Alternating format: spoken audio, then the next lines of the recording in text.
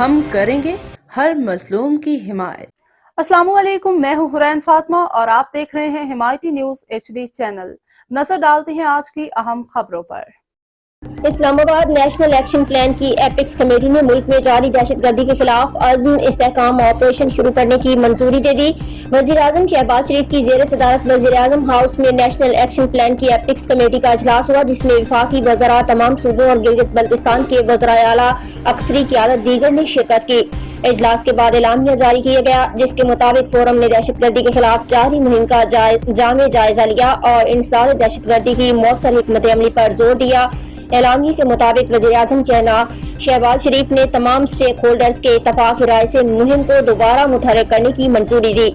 اجلاس میں انسداد دہشت گردی کے ایک جامع اور نئی حکمت عملی کی ضرورت پر زور دیا گیا۔ فورم نے کہا کہ ملک سے انتہا پسندی اور دہشت گردی کا خاتمہ کیا جائے۔